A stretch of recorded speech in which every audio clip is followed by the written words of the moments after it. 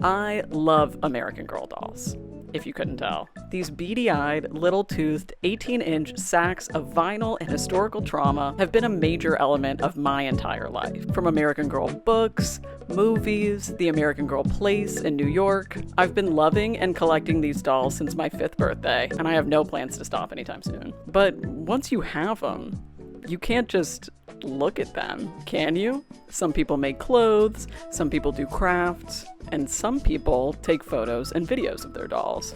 That's where AGTube comes in. So what is AGTube? If you haven't figured it out by now, the AG stands for American Girl, and the tube stands for YouTube. And of course, there's AGIG, AGTumblr, AGTikTok, etc. Pretty much since YouTube went up, people, kids, mostly girls, would post videos of their dolls, ranging in style, quality, and form. There are series, sets of videos that work like conventional TV shows, AGSMs, stop motions, AGMVs, music videos, AGPSs, photo shoots, and there were like a lot of photo shoot contests back in the day, especially all the Liberty Jane ones. If you know, you know. I never actually ended up posting anything on AGTube. At the time, I was really active in the community, but I have tons of photos and videos of my dolls from that time, in what I hoped were similar styles to the likes of Basil Mentos' stop motions or Chicken Buddy's photo sets. Of course, since I'll probably sprinkle in photos and videos throughout, let me just say now I am trans, so that's why I'm a little girl in these pictures. Anyways, I'm still a huge fan of American Girl dolls, and have really gotten into the customization scene in the last few years. Plus, I've finally posted some of my photographs of my dolls in the world on a now defunct Tumblr page and periodically on Instagram, which you can check out here. I want to genuinely look at these shows as works of art, and try to critically understand what they mean, and how they function in the larger AGTube culture as a whole. And I don't want to get all psychological when it comes to the individual creators. Rather, I'd like to look at what it meant to be a tween into teen in the early aughts to 2010s, and how that affects the worlds of these videos. I had written this with a whole other section on the tail, but decided this all works better in 2 parts. So this video will cover elements of the narratives themselves, whereas part 2 will focus on the meta elements of each work, how they function technically, and how they relate to one another, greater pop culture, and myself. So let's break down which particular series I'm going to focus on today. We're looking at the most from Girl of the Year Studios, 3 shows and 2 tie-in movies, Music and Me, The Palace Wall, and Search and Destroy. In Music and Me, we follow Kaylin, a young singer-songwriter who's obsessed with Clara Diamond, resident tween idol pop star. When their lives cross paths unexpectedly, Kaylin must juggle the worlds of stardom and being a normal kid. That theme rings true for The Palace Wall as well, where Britta and her sister Lillian learn they're heirs to a royal dynasty and must adjust to the differences in palace social structure, good and bad. Whereas these social whims are slightly thrown to the side in Search and Destroy, where we follow Kyla and her friends as they traverse through an apocalyptic landscape in search of their brothers and an end to the war. The only series from Basil Mentos here is Cabin 4, which is by far the shortest and the only one that's fully stop motion. It's about Megan, a sensitive girl who goes to camp and meets a friend that may not be from this time. There are 2 series from AG Smiles, on the other hand. The first is Realm of Aragara, where Lena falls into a sinkhole and discovers another world, uncovering corruption in their community while trying to find a way home. And of course, we're looking at what is probably the quintessential AGTube series, Aspen Heights. Aspen Heights follows Alita as her stay at a boarding school turns magical in a story of truly epic proportions. I think I've yapped about the basics enough, so let's get into it. The most important element of these works are their protagonists: Lena, Megan, Britta, Kyla, Kaylin, and Alita. They're the chosen ones, the audience surrogates, avatars of their creators, and the center of the web of characters and plot lines that make up their stories. Some are also objects of wish fulfillment, like Kaylin and Britta. Positioned in spaces of privilege and fame, girls can use to imagine their own dreams of Hollywood or a royal castle. One of the most ironically popular ways to identify as a girl in the late aughts to 2010s was Not Like Other Girls, and most of our protagonists fall into that same trap. As we'll discuss later, because of a mix of lived experience and exposure to media geared towards tween girls, the concept of basic femininity was generally frowned upon, and girly girls were mostly written to be vapid bullies. So in order to differentiate themselves, or get ahead of the othering these girls would do, a lot of girls used their differences as a weapon against this pink and glittery girlhood. childhood. Megan has a Tibetan prayer flag in her bedroom. Britta is a horse girl. Kaylin loves the Vlogbrothers. I mean, you've seen Hank and John Green, right? They're like the coolest guys ever. Megan especially is characterized more in contrast to her roommates that hate spiders and only care about fashion magazines than she is her own person. She becomes a vessel for plot and morals instead. At least when it comes to Britta, the royal standard of femininity is oppressive, and the girl that likes pink really is evil. But she does tear down Willa for her appearance rather than her behaviors, and uses the fears Willa told her when she was vulnerable to make fun of her. Actually, little Miss Willow was hugging me because she's afraid of the dark. Britta, will you start the fire soon? It's getting dark. Which is just as ruthless as Willa herself. Britta, like all of these protagonists, and generally any good hero, is not a rule follower, and she influences the other girls around her by being brave and rebellious. Kill them all just like they kill each other. Look, two wrongs don't make a right. We're not doing that. Most of these girls see the good in others because they are one, and they'll help the people in their lives even when it's not reciprocal. Whereas Lena initially starts out as a rebel because she doesn't value herself enough to care. My motto is get over it and move on. Both of A.G. Smiles' protagonists receive the most character development. Not only do we get more time with Alita than anyone else, but A.G. Smiles starts each girl in a place that pushes them to change within their new environments. And Lena really does start off sounding more like the bully than the hero.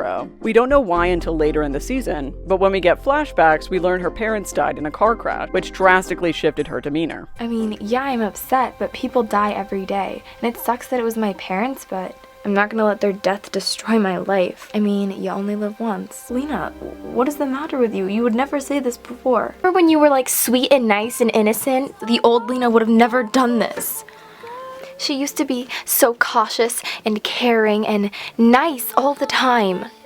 And then after the accident, she just went crazy. She's a great depiction of how confusing grief is. Nonchalant when the traumatic thing itself happens, but emotionally ruined over small, random things later. It's hard to see how disconcerting that is for Seth, as he's obviously just as confused as she is. After her parents died, it was really rough. She went from being sweet and innocent to just not caring. She was doing things she never would have done. She still does. She's fearless now. She doesn't care what happens to her. I stopped caring about her feelings.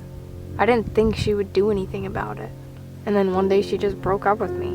She didn't even seem sad about it either. And you're allowed to be upset and express your emotions, you know. Her distrust in the world is actually helpful in Aragara. Cleverness and skepticism help her to uncover the truth of the rebellion around her. But by the start of season 2, Lena chooses life, even though she's found herself in a more dangerous situation than before. But being involved in the rebellion, losing her friends, and needing to symbiotically care for Maxton's mute sister Eden triggers a switch in her brain. Well, where is everybody? Where's my family? Where's Seth? She wants to find and be with those she loves, her friends in Aragara and her family back home. And while it's harder to track the development of Kaylin from episode to episode, her arc of acceptance surrounding her friendships and the music industry can be felt in the big decisions she makes. Leaving Hollywood at the end of season 2. From now on, Kaylin Flynn is out of the music industry. I'm going home, everyone. Woo! After Kendra and her producers pushed her to her breaking point, and finding balance in friendships that were strained when she was away. The song that I'm wanting to perform, it calls for a trio and a dancer in the back. How would you guys all like to come on stage with me? Still, no one is more of a chosen one than Alita. Her last name is Carpenter, which is giving Jesus. She's a bit of a Mary Sue with a fancy scar and a mysterious past, and she's been prophesized for generations. My destiny is to save the Aspens. Holding all of the power of the Aspens in herself until the time is right to give it back to her people. But like any good chosen one, she goes through an arc of not accepting her lot to choosing to be a hero. Why do I have to save them? I don't know them. Maybe I can't do it because I'm not your Alita or whatever. You're right, Alita. You're probably not the Alita. Sometimes we have to let go of the life we've come to know and accept the life we're destined to live. I'm the chosen one, and that means something. It takes a lot in between though, including hurting her friends with the powers she doesn't understand yet and forcing herself to go off alone to master them. It's so freeing and so sad to see her leave, and that wave of knowledge come, but at the price of community. By the end of the show, she's been put through the fucking ringer. It's in your head. It's all in your head. Plagued by nightmares of previous torture, forced to leave her friends. When she comes back, she sacrifices herself to save her cousin. And when her mother finds a way to bring her back from the dead, we get her legitimately terrifying Breaking Dawn Part 2 moment, and add the amnesia trope to the list of things that Aspen Heights does. This starts Alita on an interesting trajectory, bringing her memories back to the finale of Season 1. And it forces us to ask if the Alita we see from now on is the same one we've been following this whole time. Every story with a hero needs its villain, and each show utilizes their antagonists in different ways. I'll talk more about Bullies specifically next, but Kendra and Willa, the antagonists of Music and Me and The Palace Wall respectively, are bullies to the max. They're both schemers who are thwarted by our heroes being good. They spread rumors, they're pompous and arrogant, and the ways they try to punish Kaylin and Britta come from their hierarchical rule systems. Social status, fashion. Maybe with someone with some style will come around. Not that anybody here besides my mother and I have any. Now if I can just ruin this date, Henry will realize what a mistake he's making. Willa has a chip on her shoulder. She was primed for the throne until Britta and Lillian showed up. Ridiculous that they just drag these people out of the woods and expect them to rule. I've been training for this my entire life, and you don't see me being coronated this evening. Oh no, because I'm only the daughter of the Duchess. I'd be doing better right now. And honestly, she's better suited to do so. They want somebody stuffy to be the queen. Willa kind of gives me evil stepsister vibes. Or Annabelle from Felicity. So far up her own ass, she can't see the system she's praising are stifling her as well. Some shows don't stick to just one antagonist though. We get double villains in Season 2 of Music and Me, with Kendra socially. I was sick of you at home. I was sick of you for my entire life, and now I'm sick of you here, and I just can't take you anymore. And Mr. Samuels and the producers professionally. You don't need to think. That's what the people are for. Girls your age. And they seem to be into pink and girly stuff. The producers think they can do whatever they want. They think they control the world. So Kaylin must grapple with a lack of freedom and support in both places. And Aspen Heights has a whole hierarchy of villains. From season to season, domestic or supernatural, etc. The Abaddon, Hyatt, Lenny, Dorothy, even Eviana. Sometimes, the Abaddon is obviously the big bad, setting up moral conundrums to groom Alita into coming to his side. Or just, trying to fucking kill her. You know it's bad when the cronies think he's gone too far. Now I'm beginning to think she was right all along. And when Alita dies, all this falls on Lenny, groomed for the Judas role the whole time, whether she was conscious of it or not. I didn't mean to do this. I'm so sorry. It's interesting how often I feel the antagonists are conceptual in nature, whether it's the horrors of war, family separation, and gender discrimination in Search and Destroy. They're all grown men, and who knows what they were going to do with me. At least until we learn about the big bad Reginald Rowan, someone who embodies those concepts. And in Realm of Aragara, it's change, trauma, and the barriers of truth and freedom in a corrupt society. Like we see Maisie defend Aragara at first, forced to shy away from the truth. Each glimpse we get of the underbelly of Aragara, hostages, guns. Where is Victoria? I highly doubt she's still in a council meeting. It's been a week.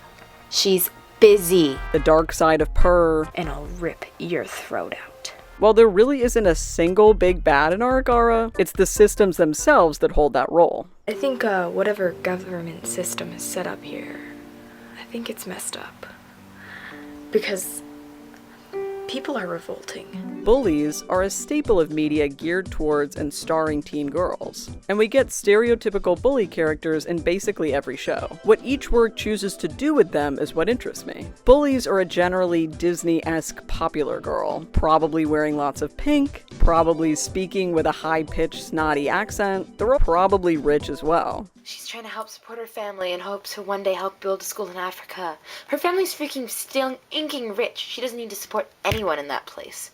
I'm much too rich for you. You're just a little poor knave for me. With parents who have connections that give said girls a distinct advantage. In Cabin 4, there is no stereotypical bully character, but rather a culture of apathy and indifference towards otherness. No one is outright mean to Megan, but they don't make space for her. They don't partake in her interests. And it upsets Megan that people like her aren't valued here. Anybody talk to me. I'm being so friendly.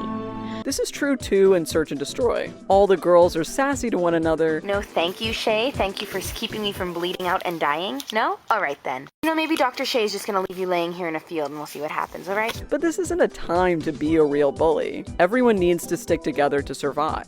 Still, the casual and flippant sexism we see from the boys throughout the show. Go cry in a corner, princess. This establishment is run by men, and we don't let little girls fight. She's a weak little girl. Ugh, I wish you would stop saying that. She saw her own family die.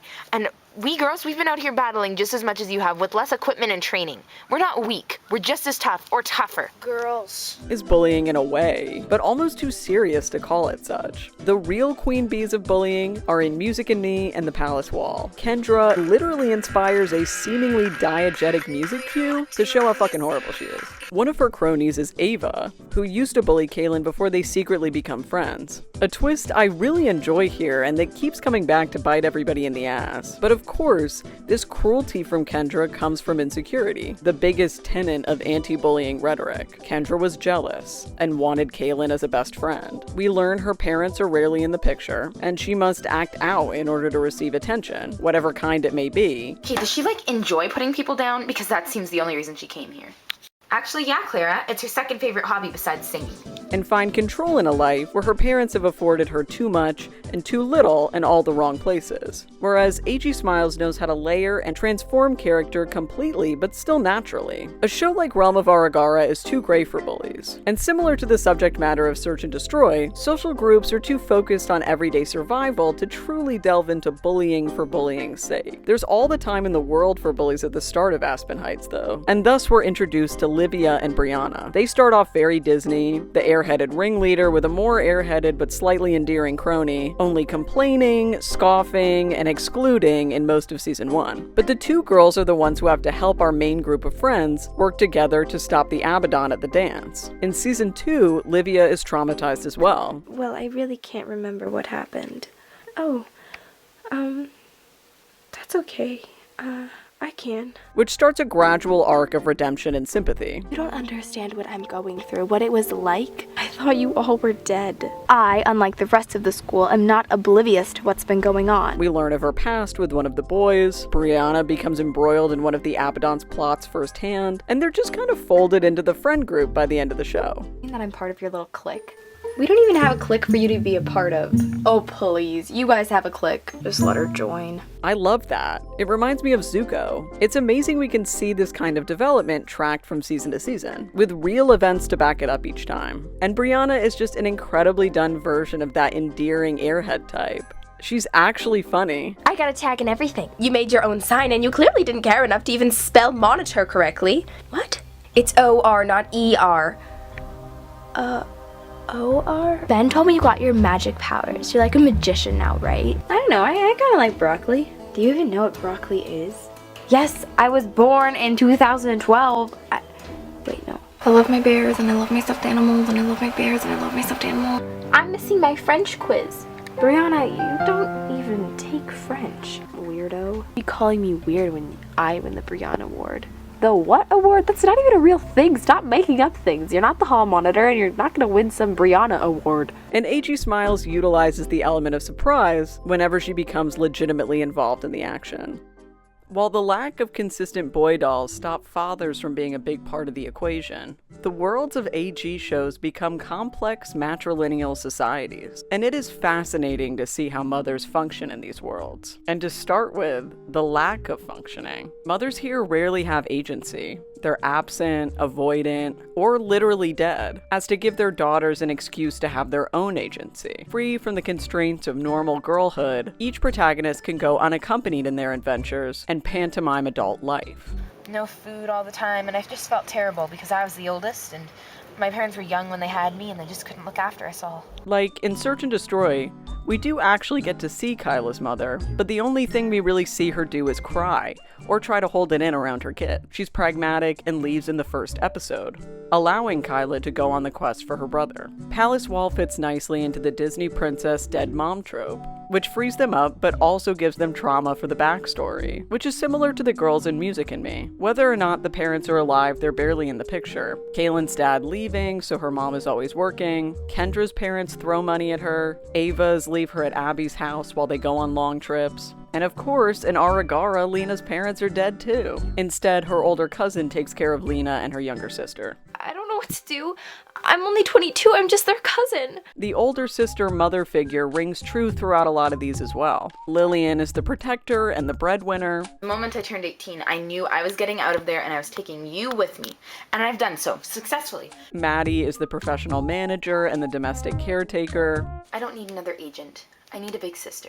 Once they're on the road and search and destroy, that sister bond is important as well. Girl of the Year Studios especially loves the mature and overworked sisters. I mean, you're a kid who's raised 4 other younger sisters pretty much on your own because your parents work so much. While sisterhood is important in Aspen Heights, we don't really see this from AG Smiles, but there are a variety of non-biological mothers. From Charlotte being Ethan's stepmother to Alita's foster mom. Alita never really shares a deep connection with her foster mom, who just plays into this too normal, slightly overbearing mother type. One who's far too interested in Alita returning to normalcy after she's been traumatized. Like opening the blinds would help, thanks bestie. The 2 moms who are meaningful in her life are Charlotte and Catherine, her mother and her aunt, Sophia's mom. We meet Catherine first in episode 5, quiet and alone in her candlelit kitchen making tea. It's such a striking and memorable image and setting, which not only brings us closer into the fold of the Aspens and the Hyatts, but helps you empathize with Sophia, seeing the reflections of the candles in her eyes, as her careful and frightful mom mentions Charlotte in passing. Because of choosing the side against her father in the war between the Aspens and the Hyatts, Catherine is a traitor, but we know she's doing the right thing. My mother is not a traitor.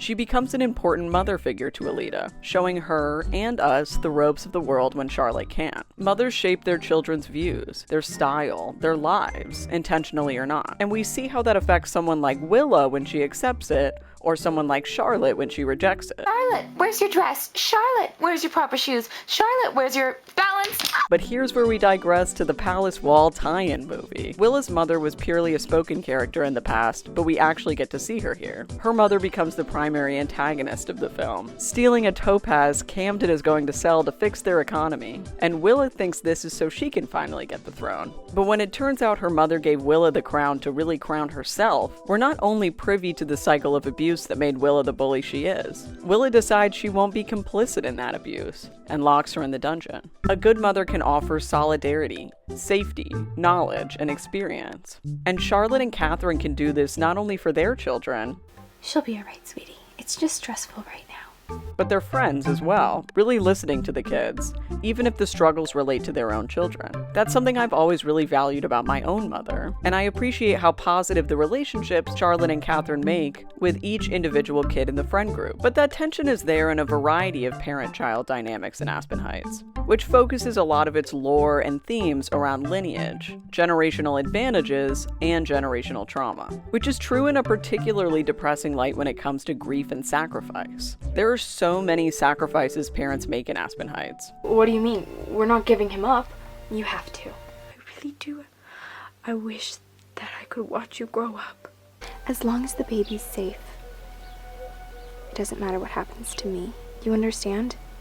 Catherine, no matter what happens to me, you have to help this baby. Sending their children off to a better life they couldn't give them in that moment, protecting their children from harmful knowledge as long as they can, even if that means protecting them from the knowledge of you being their mother. It's hard to see how Callan doesn't understand the weight of that when he takes it out on Charlotte. I mean, I get it. You're her actual mother. You gave birth to her. But that's all you really ever did for her. You might have sacrificed a lot for her, but a mother? But letting the person you love the most in the world go, to provide them with more than you had, or to find them safety and security they wouldn't have where you are, that's some of the strongest love there is. I think one of the most fascinating things about these works, and AGTube as a whole, is this time capsule of how girls understood themselves in the late aughts to early 2010s. Like we already talked about, we get a lot of not like other girls here. The shows pull from tween media stereotypes of the time, I think most explicitly seen in Cabin 4. You're girly, you're nerdy, you're sporty, and Juniper is literally a manic pixie dream ghost. It's kinda sad this includes those popular at the time notions that anything girly is wrong and dumb. Girls don't always support other girls. Someone literally calls Miley Cyrus a skank in Music and Me. Should we invite Miley? I mean, she can be a little bit of a skank sometimes. In Search and Destroy, Jessie calls everyone a princess in a derogatory way. Rightio, princess. Come on, princess. Put aside the manicure and deal with it. Oh, put a lid on it, princess. So often, Shay ends up asking, What's wrong with being a girly girl? everyone pulls from their own lives, and play is a way to work through your daily frustrations. And it seems like these views on femininity are something that each respective creator grew out of, as did I. Because at least I'm pretty sure most of these girls are white, we get some very odd intersections of race and gender here. There are multiple dolls with ethnic-sounding names getting renamed to something more homogenous. Sonali to Nali, Kanani to Eva, Kanani to Jenna, which was totally commonplace in the AG community at the time, and sometimes still is. And in the Palace Wall, the character of Charlotte is recast like 3 times to any non-white doll Girl of the Year Studios could get her hands on. I get the limitations of not owning or having the same dolls to continue filming, but it's always made me feel kind of weird how often her race changes, which is true as well of the fact that so many villains, antagonists, and these annoying girly girls are dolls of color. I'm not really sure what conclusions I want to make here. It's just fascinating to see how different worldviews on race in real life and in media can seep into a girl's associations of race. But we also see how gender roles are shifted in media made by girls for girls. In Realm of Aragara, women are the majority, the breadwinners, the active ones. There's a dominance in both quality and quantity. And in Search and Destroy, girls are strong too. They cultivate their own masculinity and aggression to survive as tough girls. Tough girls like us, who want to fight, but are too itty-bitty and whittle to join the resistance. Even pissed about taking in the boys. Even the whole child soldiers becoming political officials at the end is kind of insane, but good on them for the majority female cabinet. Aspen Heights' divine femininity is baked into the lore of the world. The legend depends on twin sisters and a mother and daughter, and it's very clever how the same dolls play both the twins and the parent and child. You're really a spitting image of my sister. And you're a spitting image of my daughter. But Aspen Heights is centered around sisterhood, familial and chosen, matrilineal lines, moms and girls and sisters helping each other. Those relationships also play on a trope highly related to that of female characters, freedom versus virtue, which is a major tenet throughout the Palace Wall. Should Britta learn to be a proper lady? What does that really mean? If so many characters are not like other girls, though, what does it mean to be ostracized, different, and other? Britta and Lena are fish-out-of-water characters, allowing them and the audience to naturally learn the politics of their worlds. But Britta was a fish out of water everywhere. She didn't fit in at school because all the kids were rich, and now she doesn't fit in because she's new and naive to the palace social structure. There is Samantha, though, another girl who's lived in the palace all her life, but her shyness is fundamentally at odds with the others' debutante culture. That shyness, or fundamentally sensitivity, is also what isolates Megan. She's sensitive in social situations, but also in nature, and her sensitivity to the world allows her to gain friendship with Juniper, but lose friendship with the other girls in her eyes. Even Abigail, who's also shy like Samantha. But I also think she others herself, allowing differing opinions to cause isolation, taking it hard when she's not an active part of the conversation. In Music and Me, othering is less about traits and more about relation and status. Friend versus enemy, famous versus normal, talented versus untalented. I can't sing. My 2 best friends are incredibly talented and becoming incredibly famous, and I just can't. Rich versus poor. Those dualities are clear in Search and Destroy as well. Boys versus girls, strength versus weakness, survival versus death. Even the stark difference in our main group of girls and Tabby, never experiencing the war on the outside and ignorant to the horrors her father has committed. In Realm of Aragara, it's dangerous to be an other. For a pixie like Sabi, it could mean imprisonment, death. They'll probably kill you. And then they'd kill me for bringing you there. Why would they kill us? I don't know if I like this Aragara place anymore. And you have to fit in, follow the rules, and not ask questions to stay safe. Put this on over your head. What is with the hat? I told you to get one that wouldn't draw attention to yourself. AG Smiles doubles down on otherness existing between groups in Aspen Heights, with the Aspens and the Hyatts. There are people you can trust and people you can't. Any one part of the enemy group is the other. I mean, you're a Hyatt, He's a Hyatt, and I'm not supposed to trust Hyatts, so... But that's where the grayness comes back in. As it turns out, Alita, Sophia, Charlotte, and Catherine are both. Sophia and her mom excommunicated because of it. No one be alarmed. It is just the spawn of the traitor. Please, spawn. But there is some more of that adolescent othering around Lenny. She's an awkward parasite to the main group, especially after Alita's death. And thus, her vulnerability makes it easier for the Abaddon, his people, to prey on her and use her against them.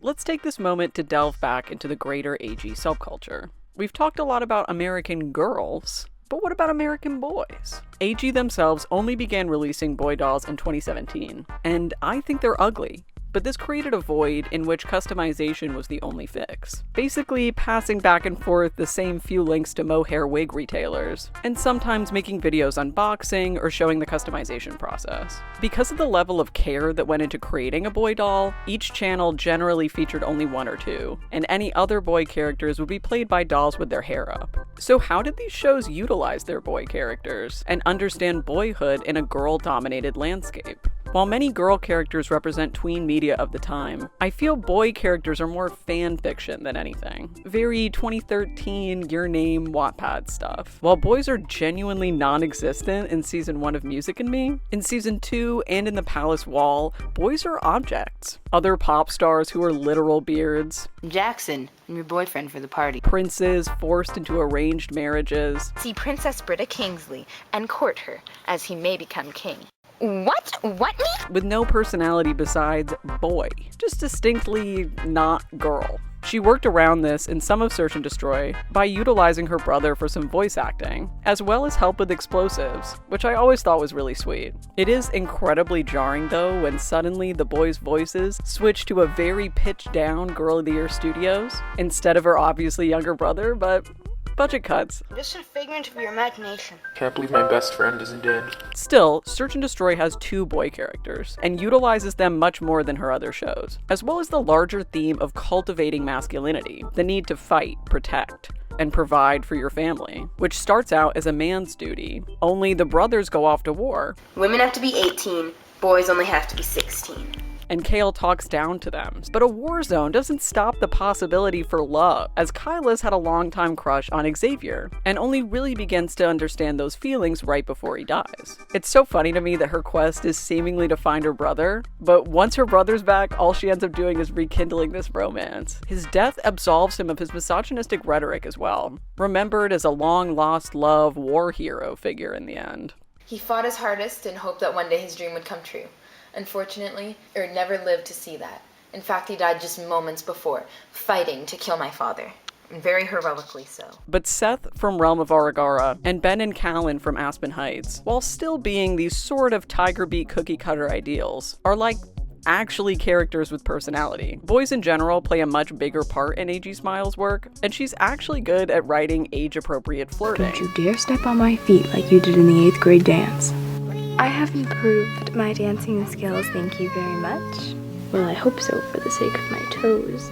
It is funny though how often her dolls fall into the same ships, using well-trodden romantic tropes, like childhood friends, always thought it would be us kind of thing. Oh, you know, the usual childhood best friends. Everyone pretty much expected them to end up together. Our moms were best friends growing up. We lived down the street from each other. The whole one bed thing. We've only prepared one room, so you'll have to share for the time being. About to kiss, but there's a knock thing. Else she'll be sorry. And I can wait as long as you want me to, as long as it takes. It's okay. I forgive you. Hey guys. Oh. And of course, each show has at least one uber emotional love triangle. God, how many love triangles do I have to be in? Technically, Realm of Aragara wouldn't exist without one of those love triangles. As the day they fall into the hole, Lena follows Seth home on his first date with Ashley, her best friend. Because it is always about a boy. I don't love the fact that there's seemingly no way for girls and boys to just be friends without having to have some sort of romantic subplot. But again, that is very similar to media of the time in similar genres in a post-Twilight YA world. It is funny though how often we see straight guys with no male friends though.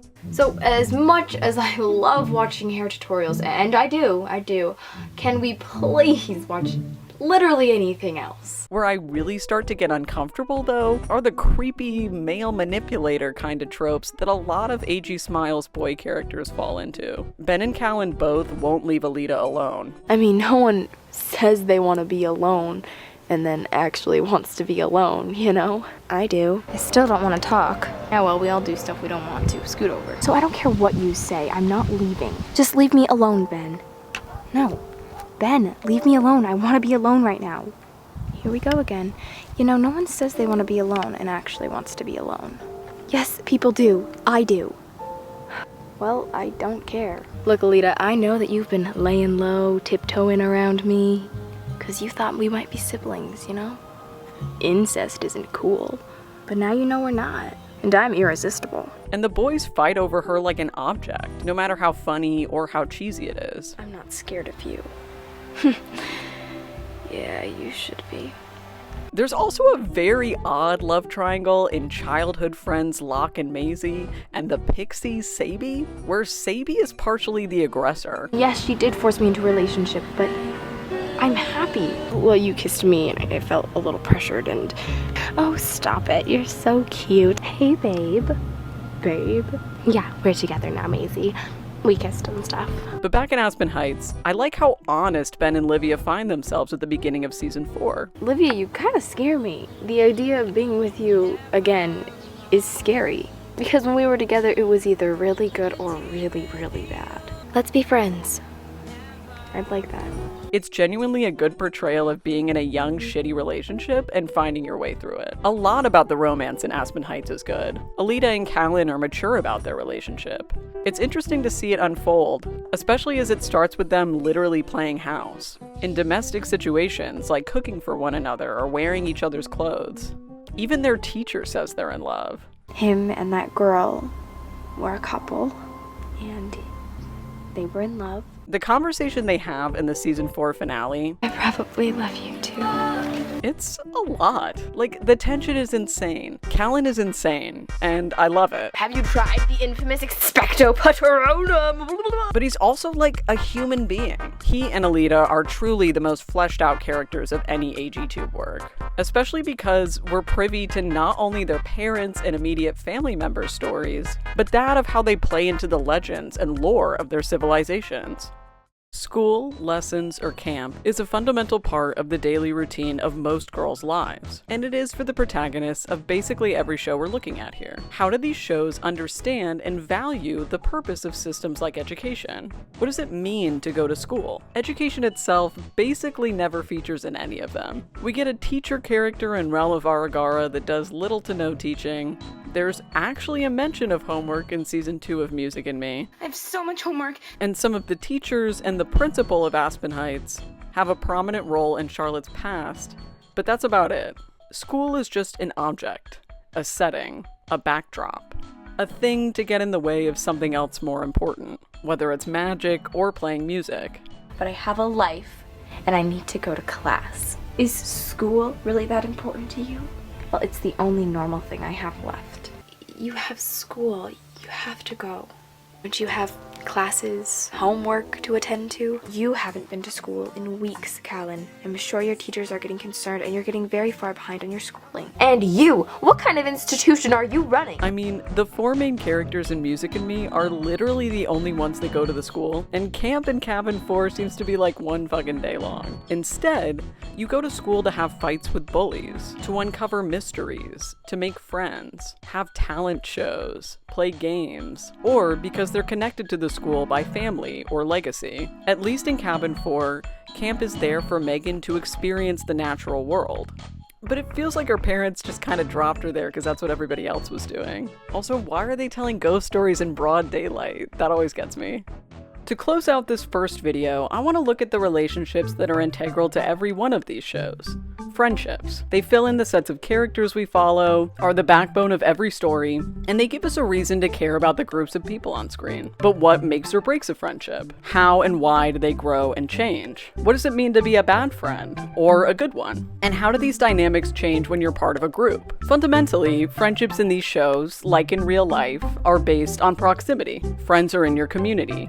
Classmates, neighbors, the girls in your bunk, the only kids here your age. There's like no one our age back in Argara, so I can't have 2 of my 3 friends fighting. Or people you have a shared history with regardless of your current feelings towards one another. For shows like Music and Me and Aspen Heights that take place around schools, that school culture is important. Die-hard groups and newbies, cliques, relationships formed over years in the same classes and camps. Cassie decides Alita is basically her new best friend because they're roommates. We're gonna be best friends. Abby and Ava become best friends when their mutual friend moves away. And Britta only becomes friends with Samantha in the final episode of The Palace Wall, only giving her a chance because everyone else is gone. You know, Charlotte's gone, so why not make a new friend? Now I can be your best friend. It's interesting too the dynamics around Britta and Gemma's friendship. Normally, for a princess, proximity means someone in your tax bracket, but Britta becomes very close with Gemma, her maid. What we also see when it comes to proximity, even more than shared interest, is shared dislike. Britta and Charlotte are friends less because of shared interests or personality similarities, but because they don't like Pink, and they don't like Willa. I'd never want to be princess. Too much pink and frills and sparkles. Friends are constantly gossiping in Aspen Heights, and the main group bands together for the first time in a while over mutual dislike of Lenny. Lenny, you're not welcome here, okay? What are you doing here, Lenny? You know, if I were you, I would stay far away from us. Guess I wasn't the only one they pushed away. Tangentially, Jesse and Heidi become friends by performing their aggression towards one another. The more pissed off, the tougher you are. Funny thing though, we almost got in a fight the first time we ever talked. You know, Heidi said, "What are you doing on our land?" And I said, "What do you think you're doing trying to boss me around?" For shows that delve into a more serious and violent tone, some of the most important aspects of friendship are solidarity and safety, to have your back physically as well as mentally. Whether it's fighting in a war, evading mythical creatures in the outer core, or trying to bring back the Aspens, friends become people you stick with to survive, regardless of your domestic problems at the time. You huddle together for warmth, share your food and water with, patch each other up, and defend one another. Here, Sophia, let me give you some of my power. I can heal you, okay? Let me heal you. Friendship can be after the fact. In Search and Destroy, the girls barely know anything about one another for most of the season, but they're already incredibly close because of what they've endured together. Should have seen Kyla. She chased away one of those idiots like it was nobody's business. Ran him out of town. Besides, I have a family now.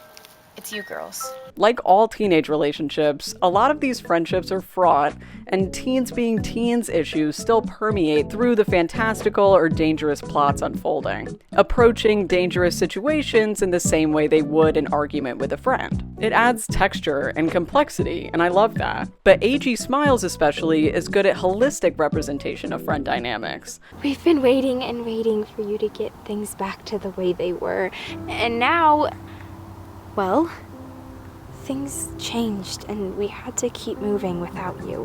Good and bad, funny and serious, and we see characters help others at their lowest, but also hurt each other. When Alita dies in season 3, grief isolates the gang. It's just that in a single second, a person can leave your life forever. Alita's death took a toll on all of us. Nothing has been the same since she died. And they split up into small groups, talking behind each other's backs. But they still have problems within those groups. Cassie and Sophia fighting over trying to find something to talk about that's not the bad shit. Because that way we would have something to talk about instead of sitting here in silence as we usually do. Which is similar to flashbacks in Realm of Aragara. Lena's friends don't understand her grief, and thus don't allow her to grieve how she wants, which ends up breaking up her relationship. One of the things I think is really cool about a lot of these friendships are the ways they navigate issues between one another. Cassie and Livia, who used to be best friends, reconnect during this time. Olivia, you know you can talk to me, right? Since when? To talk about the boy troubles in their lives. The kids at Aspen Heights can talk through things and really apologize. I'm wrong all the time, and I just wanted to say that I'm sorry. And I trust you. I do. And I'm sorry. I understand. We all understand. Realm of Aragara is full of shoulder-leaning reconciliations. We get a lot of candid conversations in Music and Me about Kaylin and Abby's relationship. How Abby first feels left out due to Kaylin's secret friendship with Ava. A text telling me everything about you and Ava, and how everything's been going on over the last few months. Abby, I would have told you, but you hated Ava. You've hated her ever since kindergarten, and for good reason. But she's become a better person, and I just didn't know if you'd believe me. Well, I would have. And being a best friend, you should have trusted me. Until it flip-flops when Kaylin moves to Hollywood, and Abby and Ava don't have space for her. They're BFFs now. Abby's forgotten about you. She's not your friend anymore. You're too good for her in her eyes. Season 2 does a great job of showing how being in different places physically and emotionally is hard, especially when it's two friends you hooked up who prefer each other over you. Abby just doesn't care about me anymore. She doesn't care. She's too busy with Ava all the time. She doesn't even want to be my friend anymore. I know it. I mean, I was the third wheel. I just stood there while they laughed and told funny stories about what happened last week, and while I was ignored. Like, I love the scene where Abby and Ava remember each other's foods, but no one remembers Kaylin's anymore. Well, we could get my favorite. And what's that? Well, Oh, you know what? Why don't we just go get sushi? Because I did invite Abby and... Yeah, let's just go get some sushi. Come on, guys. Things were equally messy around Ava before. She used to bully Kaylin and Abby, but was only doing so because she was being bullied by Kendra herself. Let me? Are you kidding me? You do not control my life. I don't even wear your outfits anymore. Ava, it's her or it's me. Kendra keeps people like objects and tries to make them her servants. Go and collect my things for the day. She uses Ava to hurt Kaylin so much, Ava relates her to being an abusive boyfriend. Well, you see, I used to be best friends with Kendra, but when she started picking on Kaylin all the time, I just couldn't handle it anymore. Then we befriended each other at summer camp and became really good friends. And I finally gave it up and told Kendra the truth. Yeah, now we're really close friends, and we're best friends with my best friend, Abby, as well. Which is why Kaylin and Ava's relationship is so hidden at first. They know it'll upset Abby and Kendra in different ways. Kaylin and Clara's relationship feels like an outlier here. It's a healthy friendship with mature boundaries, except when it comes to Kaylin being upset about fame. Because Clara has been a star all her life, I've been in the industry since I was 2 years old, so I'm about the oldest one out there. Old as dirt. she can't empathize with Kaylin the way she wants, and tells Kaylin, suck it up, because that's what I did. This happens to all artists. The company just takes over your career and your life, basically. But there's nothing we can really do about it. They ruined my 13th birthday party in the exact same way as you. There's no getting out of it.